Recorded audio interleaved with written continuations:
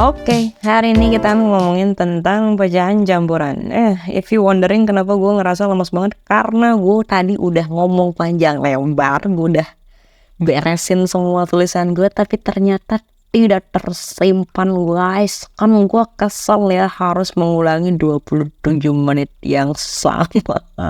Ya udahlah ya. Yaudah, ini gue ulang nih guys.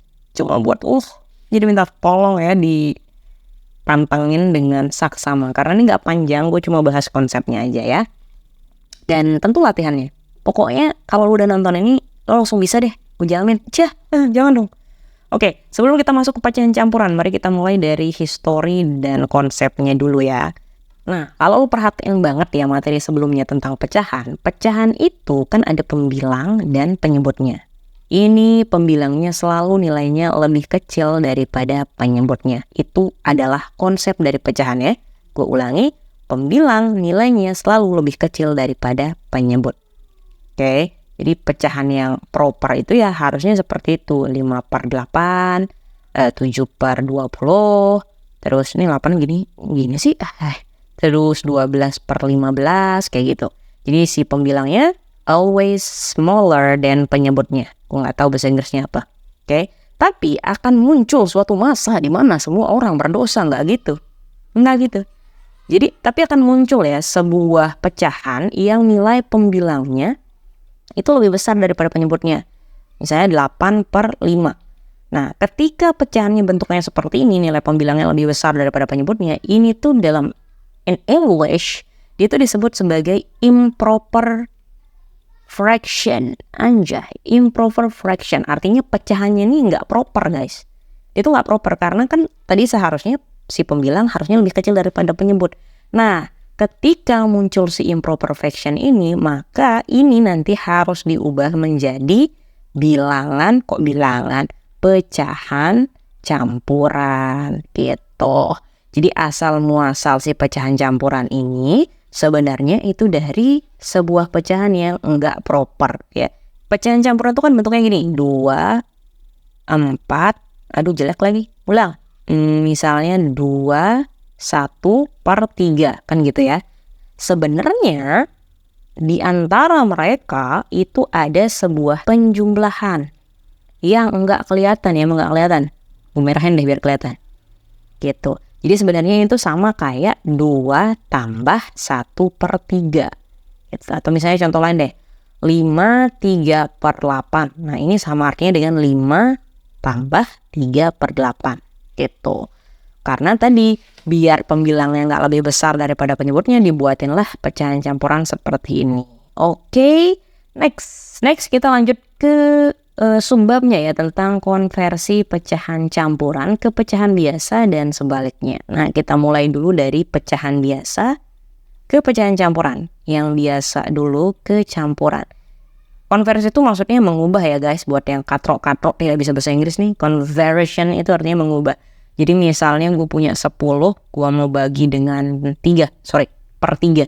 10/3. Nah, ini kalau misalkan kita mau ubah menjadi pecahan campuran, maka solusinya ada pada bagi kurung atau program usaha. Gue apa ya istilahnya, itulah pokoknya.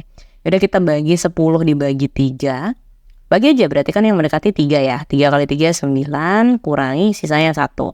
Perhatikan baik-baik tatap mata saya, walaupun lu tidak bisa menatap mata saya. Jadi ini kalau misalnya kita mau jadiin pecahan campuran, atasnya ini akan menjadi samping ya, ada gang rujak lewat guys. Next, bawahnya ini atau sisanya ini akan menjadi atasnya. Nah, bingung gak tuh?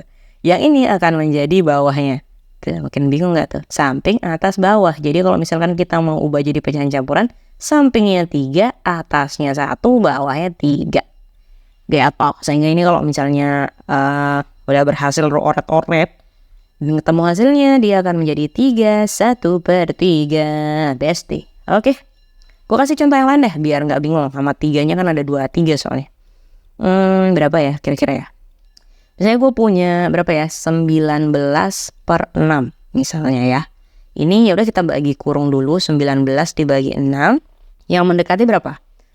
3 ya. 3 kali 6 itu 18, berarti sisanya 1. Udah, pakai cara yang tadi. Samping, atas, bawah. Sama-sama, samping, atas, bawah. Sekali lagi, samping, atas, bawah. Berarti 3, 1/6. Udah. Lalu gimana dengan sebaliknya? Misalnya kita mau konversi dari pecahan campuran ke pecahan biasa. Nah, ini lebih gampang lagi. Misalnya gue punya 7 1/8. Oke. Langkahnya tuh ada 2 doang. Pertama, kaliin ya, hasilnya lo jumlahkan. Ulang, pertama kaliin hasilnya lo jumlahkan. Berarti 8 kali 7 56. 56 tambah 1 ya 57. Terus bawahnya gimana? Bawahnya tetap jadi 8. Gitu. Easy kan? Easy peasy winner chicken dinner. Next, misalnya gue punya 2/5. Ya udah kayak yang tadi. Kali dulu baru tambah. Berarti 2 kali 5 10 tambah 2 12. Bawahnya tetap 5. Easy peasy ya kan? Oke, next. Oke, selanjutnya kita akan ngomongin tentang penjumlahan dan pengurangan pecahan. Sedikit flashback. Pecahan campuran ya. Sedikit flashback tentang penjumlahan dan pengurangan pecahan. Kemarin kan kita punya syarat kalau penjumlahan dan pengurangan pecahannya itu penyebutnya harus sama. Nah, itu juga berlaku untuk pecahan campuran. Jadi penyebutnya sama. Cuman kan ada yang berbeda ya dari pecahan campuran. Dia punya angka bilangan bulat yang ada di sampingnya itu 52/3 gitu. Dia kan punya angka ini. Ini mesti diapain angka yang ini? Nah, itu tinggal dijumlahkan atau dikurangi aja sesuai dengan operasi yang ada. Contohnya kayak mana tuh gitu. Misalnya lo bertanya nih. Kalau nggak bertanya juga nggak apa-apa sih. Misalnya berapa ya? 7 1/4 ditambahin dengan 2 3/5. Pertama-tama lu beresin dulu angka yang di sampingnya. Ini kan ada 7, ada 2. Apa tanda operasinya? Tambah. Ya udah tambahin aja 7 tambah 2 gitu guys. Gitu doang guys. 7 tambah 2. Terus pecahannya baru lu beresin dengan cara yang udah gua ajarin sebelumnya. Ini kan penyebutnya kita samain pakai 20. 20 bagi 4 5, 5 kali 1 5. 20 bagi 5 4, 4 kali 3 12. Penting 12 sehingga hasilnya 9 17/20. Gitu bro. Misalnya gue kasih contoh satu lagi ya. Nah, misalnya gue punya soal kayak gini, berarti lo juga langsung bisa tambahin sampingnya lo ya, tanpa perlu nunggu gue ya. Jadinya langsung aja tulis 5, boleh juga kayak gitu biar nggak wasting time. Aduh, kenapa jadi 9 yang hilang? Gue mau ngilangin ininya bro. Nah itu. Terus ya pecahannya kerjain seperti biasa. Ini kan 4 sama 3 ya. Penyebutnya kita samain pakai 12. 12 bagi 4 3. 3 kali 3 9.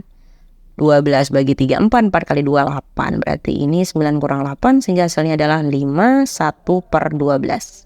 Very easy. You're bundle. Iya, selanjutnya kita masuk ke perkalian. Untuk perkalian juga jauh lebih gampang daripada yang penjumlahan dan pengurangan. Yang sebenarnya juga gampang sih, nggak ada yang susah guys. Jadi untuk perkalian itu ada 2 step yang perlu lo lakukan. Pertama, lo harus konversi dulu ya. Ini apa sih huruf E? Aneh banget. Ulang. Apaan tuh? Konversi. Nah, abis itu ya udah kaliin aja gitu kan ya. Contoh, gue punya 2 1/3 kali, kita main angka yang kecil-kecil aja lah ya.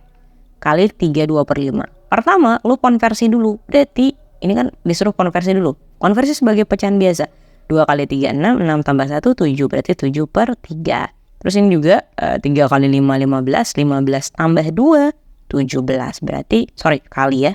Aduh jelek lagi. Kali 17/5. Kalau dia emang bisa disederhanakan, sederhanakan aja. Tapi ini kan nggak bisa. Gue pilih angka yang jelek lagi. 7 kali 17 berarti 7 kali 7 49. 7 tambah 4 11 benar.